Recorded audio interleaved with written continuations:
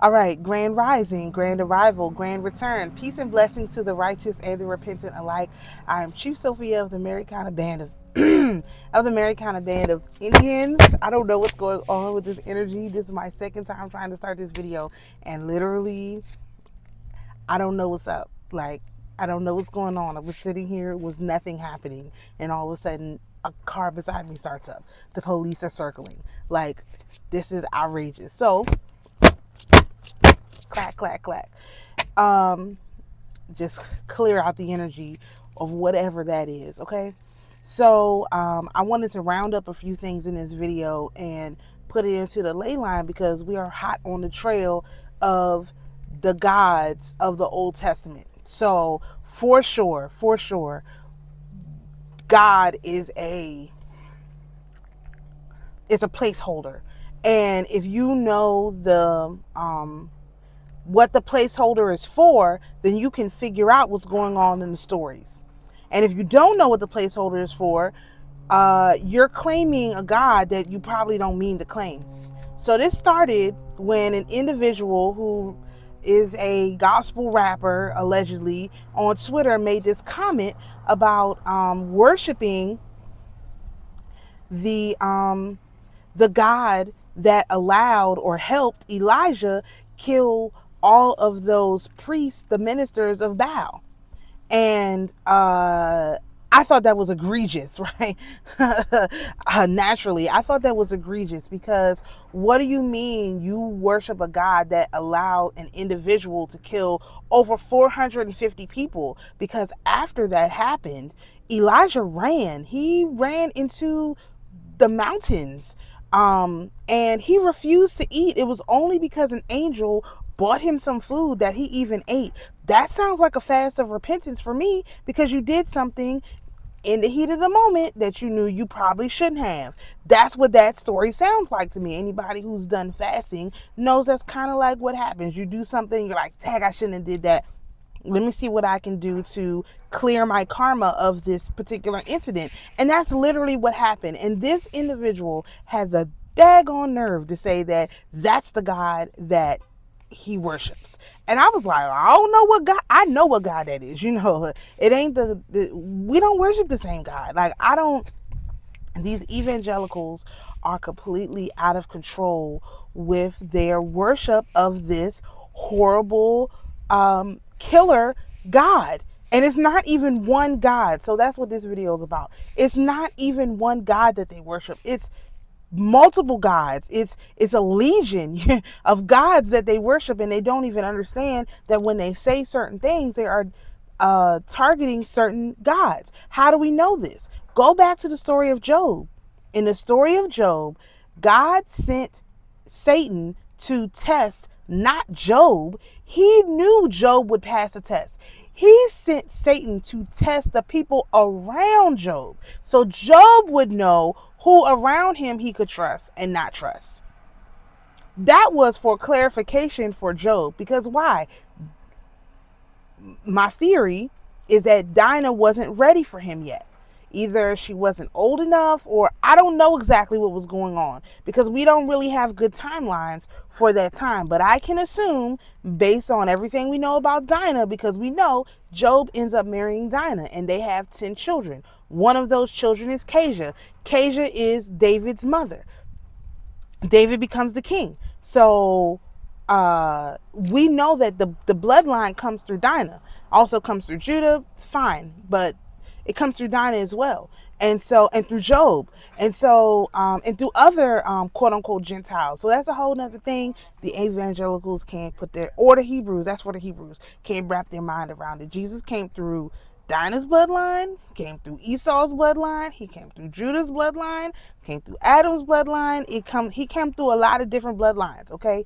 Not just one. When you have ancestors, you have many generations of ancestors. So that really shouldn't be like a difficult thing to accept, but we're dealing with people who have a block, okay? So back to this whole God that of this murderous, vengeful God. Well, we know that the one who likes blood is Baal, obviously, because that's what the those priests of Baal did. They were cutting themselves, they were cutting animals, they was doing all kind of bloodletting to get Baal to show up for them. So we know Baal is the one that likes blood. Okay, so this man makes a whole tweet saying that he worships the God that Elijah succumbed to when he killed all those people. I don't understand this. These stories don't make any sense when you put them in like logical context. They don't make any sense. Okay, so that's one thing, like just one whole thing. And so something else that somebody said or made me think of was an eye for an eye, because that's what it says in Leviticus. It's like it was under, I can't remember where in Leviticus because I looked it up and I can't pull it on this phone because I looked it on this phone. But it was in Leviticus where they were talking about how to punish people who commit adultery. Okay, you know, and it was or pregnant women. Okay, and the way, again, the way to punish a pregnant woman was, that was very interesting, was not the woman but the man. This is how you punish the man.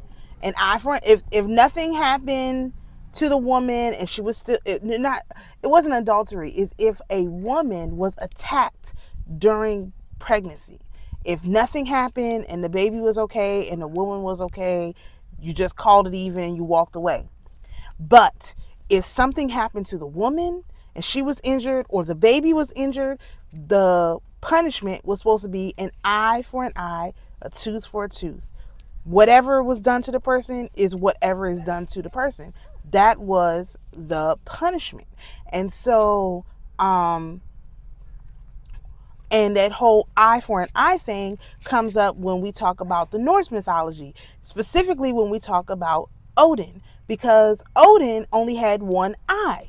And we're trying to figure out, okay, well, we know that Odin is tied up with Saul because of the whole two swords thing, or two lances, because all the Odin mythology in the Norse, he's always shown with his swords. And so if you would have heard he used two swords to attack somebody, you would have known, okay, that Saul was working with Odin, okay?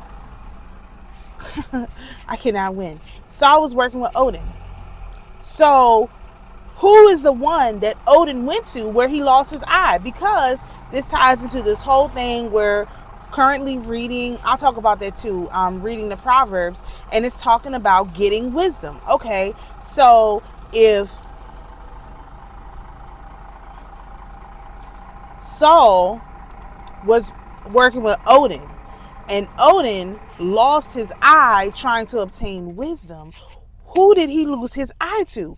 Who did he pluck his eye out and give it to? Because it wasn't Tara or the mother in any of her forms. That's not how that works. That's not how that works, okay? And I'll come back to that. That's not how that works. So who was it that Odin gave his eye to? Well, I was talking with somebody and they said, wasn't there 3 witches that shared an eye? And I was like, ew, that sounds gross. Why do they need to share an eye? Why? What is going on here? So there is a story in the Greek mythology, and they're called the Graeae. Graeae. And gray for y'all. Why is it a whole? You know what? I'm not. The Graeae, okay? And why is it that the Graeae are the siblings to the Gorgons? And we know the Gorgons are the ones, the sea monsters that are at the heart of hurricanes. They're the one-eyed monsters. Oh, they have one eye. Okay. They also, there's something with this whole thing with the one eye. I have to come back to that. So when I started looking at the story of the Graeae, And it's three sisters. They share one eye and one tooth. Now, where they get the tooth from, I don't know. But they share one eye and one tooth. What is the scripture? An eye for an eye and a tooth for a tooth. Who would do that? Who would do that except these particular entities called the Greys? So when you look back at some of these rules that's in Leviticus, you can start to see who the God is that is over this, because this ties into this whole thing of, if there is a Hebrew calendar, each of those calendar days has to be like the feast days is a feast for an entity. So what entity is it a feast for? The one that matters the most to me, I shouldn't do that. Me personally is a Day of Atonement, because that is at one mit. That is the one who you are one with, at one with, which would be the Creator. So that is the most important feast day of all the feast days to me, because that's the one that is set aside for the Creator. At one mit. You're at one mit with your Creator. Okay, that's the most important one to me, in my opinion. But these other feast days, they have gods attached to them. So who are these gods attached to these feast days? And I'm not saying if you're Hebrew, you don't do them. You just better know which gods you're invoking. If you're a Hebrew and these are your gods, that's fine. I don't happen to be Hebrew. So these not my gods, because I only work with the Creator.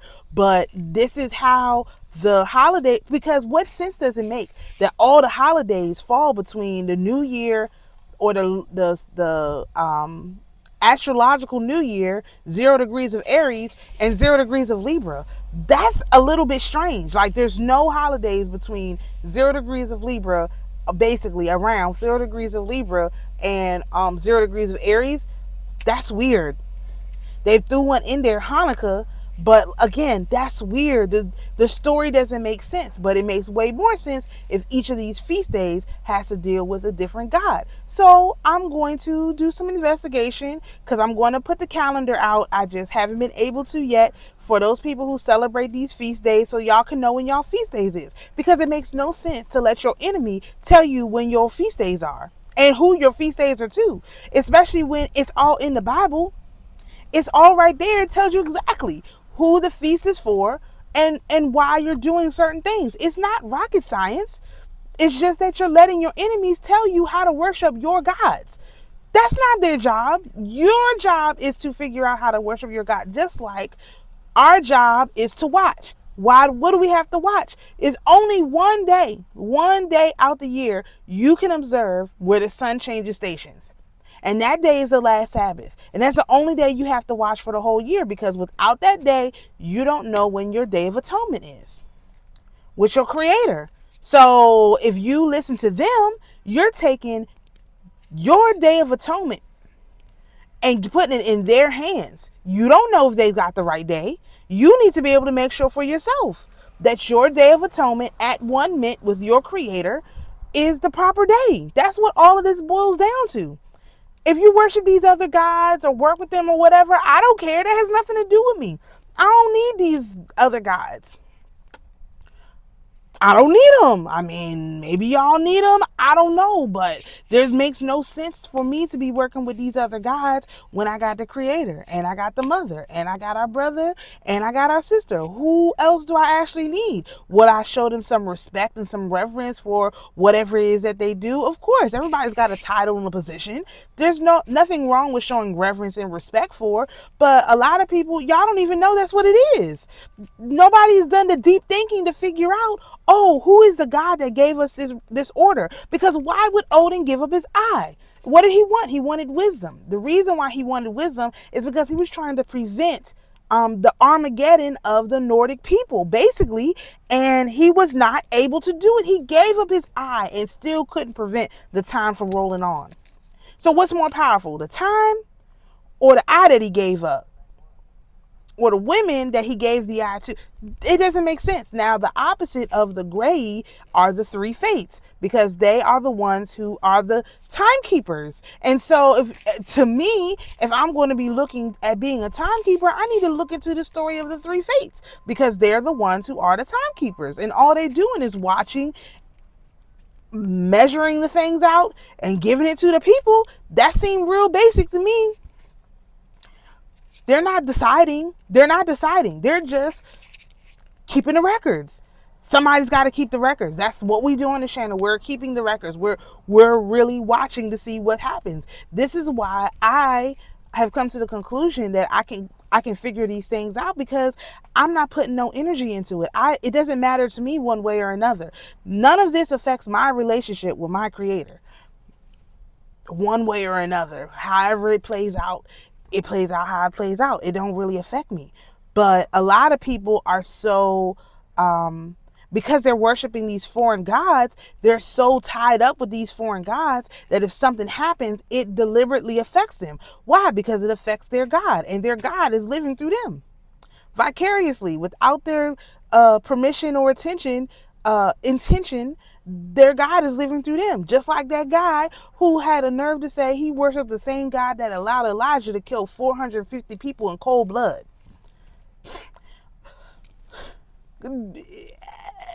Why would you do that? Like, why would you choose that? I personally don't worship a bloodthirsty God. So, because I'm not bloodthirsty. So, just like I don't worship a greedy God, because I'm not greedy. I mean, the fruits of the spirit and the seven, there's seven fruits of the spirit.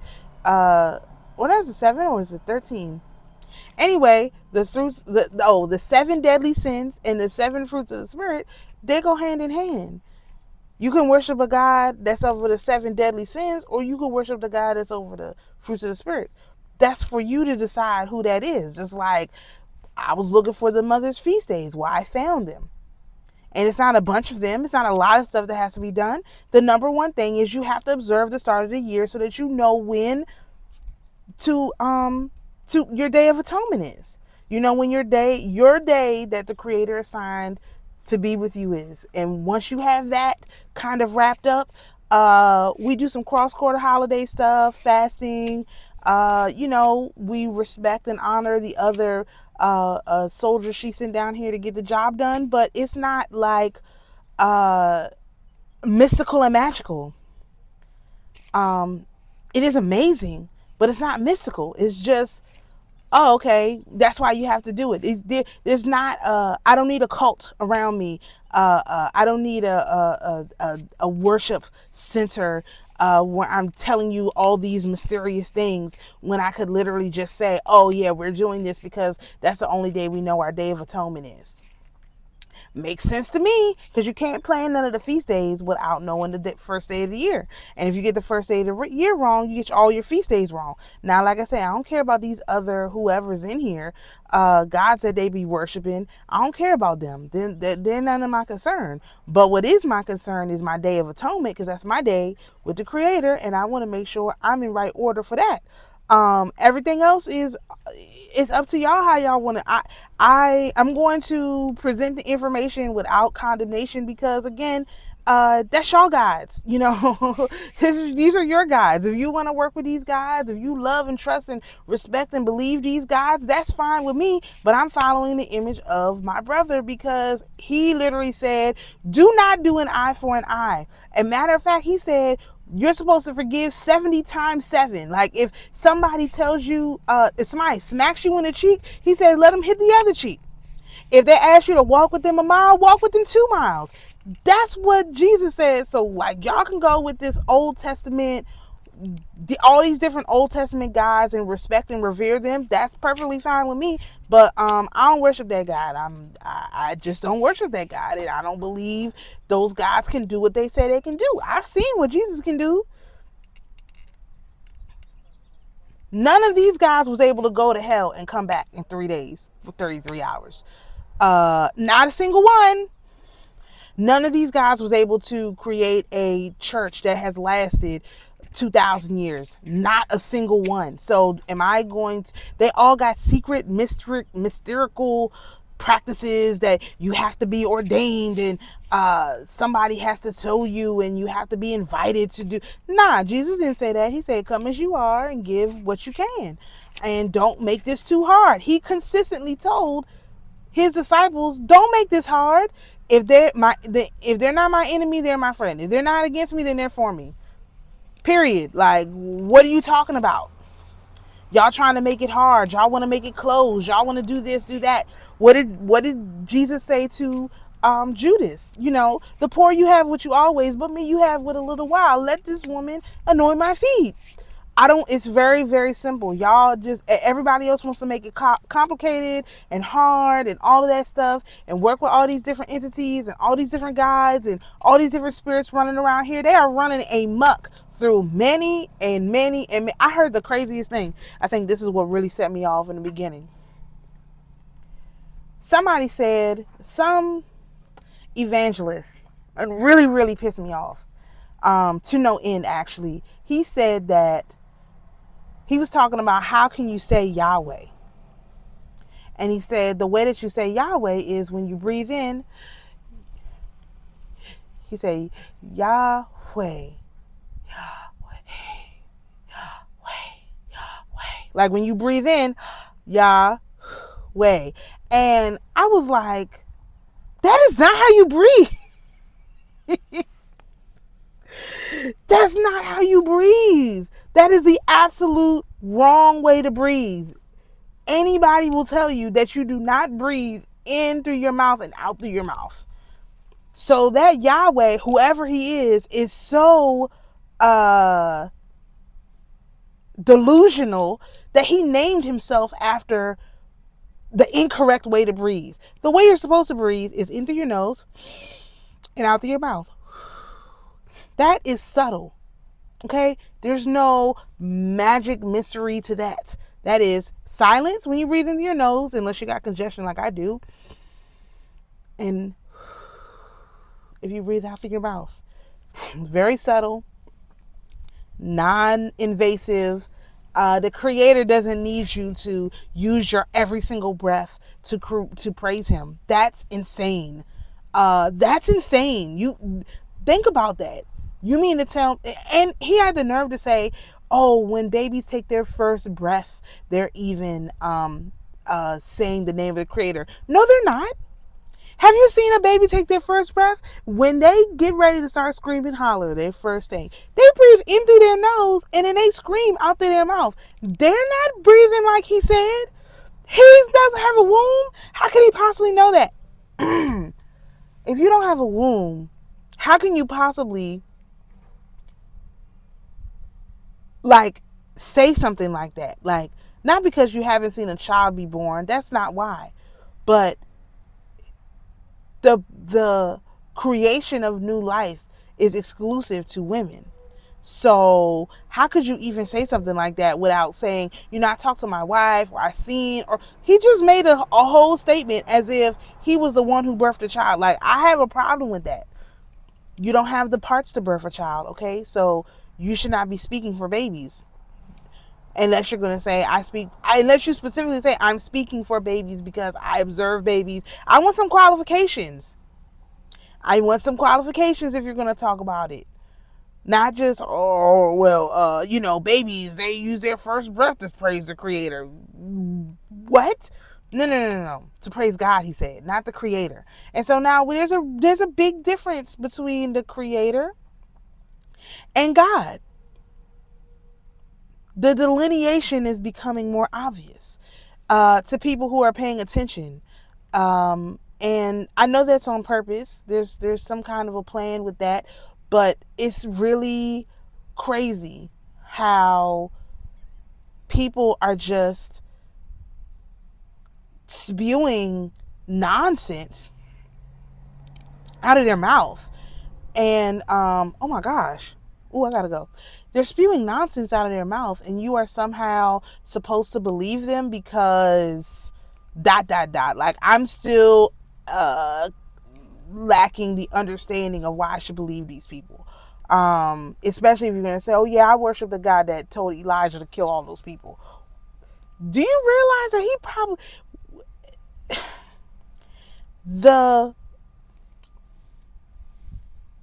how do I say this? The priest of Baal called up the spirit of Baal. Okay?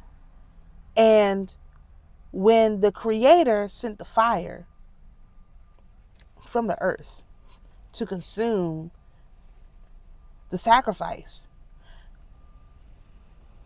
they had still called in their God. And the only vessel that could hold their God would be a pure vessel, which would have been Elijah. And he literally probably took on the vessel, took on the spirit of Baal and killed all of those priests because they embarrassed Baal. Of course, you'd want them dead so that they could never tell the story of how they embarrassed you in front of all of these people and in front of the Creator. That was literally, if it was me and I was some kind of weird God, and I had 450 people calling my name out, and none of them were pure enough to actually contain me in their vessel, yeah, I'd probably kill all of them too, because they're worthless. Their human life is not worth nothing. Because why? They couldn't even, none of them were pure enough to even hold me as a vessel. And this makes more sense if you read that or listened to that book Moonchild that I was talking about, and how these different entities and deities were, or even the satanic verses is probably a good explanation of this. I mean, way more people have paranoid schizophrenia than we know, than we can possibly understand, than we can even put into words, in my opinion, because those are the ones who, a lot of them can be the vessels for these different negative entities.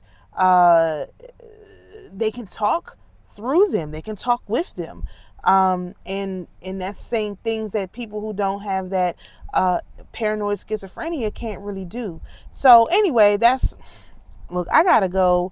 I just wanted to bring that up. I have no idea what I even just talked about, but all of the guides in the Old Testament can be decoded. Like I said, the Bible is a bibliography. It tells a story of a lot of different things going on at a lot of different times, and the more you read it. Oh, let me talk about Proverbs. Okay, so I was wondering, well, I actually no. I looked at the calendar, and so from the 21st, when the new year started, the first day of the new year, the actual first feast day, Passover, is 14 days after. Well, Passover is going to be on April the 4th. And April the 4th is a big holiday in Atlanta. It's called 404 Day. And so I said, well, okay, but when is Easter? Because Easter is on 420. And that's exactly 30 days.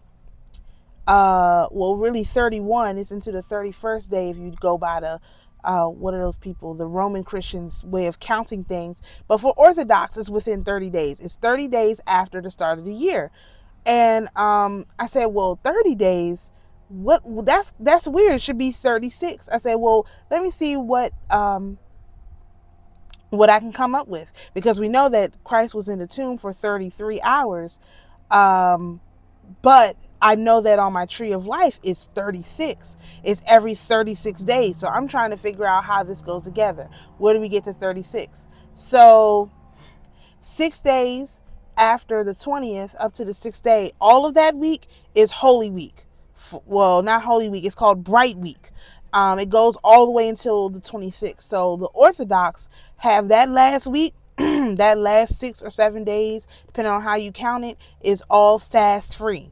So now you have 36 days from the 21st of March until the 26th of April. But I was like, well, there's got to be a way to break this down into a smaller cycle. How do you know what to focus on each day so that you can, because I want to know this for my tree of life too, because I'm going to do another video on that. How do you know how to break this down into smaller cycles, so what you're supposed to be focused on each day? So I was looking for a book of the Bible that had 36 chapters. Well, there's not one book of the Bible that had 36 chapters. Then I was like, well, if this is something dealing with 36, I should be able to find it in the human body, because we mirror the celestial clock. So what is that? Well, when a woman, because we know that the sun is female, when a woman goes through menstruation, the whole cycle can take anywhere from 28 days to 45 days. 36 days is well within that. And so what I found out is my tree of life is mimicking, or it's delineating the solar menstruation cycle for the planet. So it's a personal tree of life. It used to be one tree, like we talked with Lehaina. It used to be one tree that went through this cycle. Now it's everyone is their own personal tree of life, where you can have your own personal roots. And if you go through this cycle, because the moon is way more calculated, meaning it's exactly 28 point blah blah blah days. That doesn't work for the sun. The sun is it's going to be the same, but it's going to have flexibility. I don't know how to describe that. Women who menstruate understand what I mean. Like, your period is going to be the same, but it's going to be flexible too at the same time. And so when you break it down like that into 36 days, like we have on our tree of life, you have 4 sets of 9. Each set is 9 days. And I'm going to do another video on this, but how do we get to Proverbs? So in Proverbs, there are 31 chapters. 31 chapters. So there's still 5 chapters missing. And if you look at what the last quarter of the menstrual cycle is, it is basically like your body, like mourning the loss of your period because you're pregnant, or mourning the loss of your lining, which is getting ready to be shed because you're not producing a child at this time. And so that last 5 chapters is Lamentations. So all of Proverbs is 31 chapters. Lamentations is 5 chapters. That is 36. That is where this cycle comes from. And so we've been reading 1 chapter of Proverbs a day, starting on the 21st. So if you missed the 21st, we're up to day 4 or 5 now. Just count it, all the way through to the 26th of April. So this will allow me to figure out how to better advise people when I do their tree of life reading too, because I didn't know where this came from. Like, I found the tree of life first, and then I figured out what it meant. This is not, most people don't find out stuff like this. Most of the time you find out what something means first, and I didn't do it that way. I went ahead and started talking about it. I didn't exactly know where else I was going to find this. Like, I didn't know.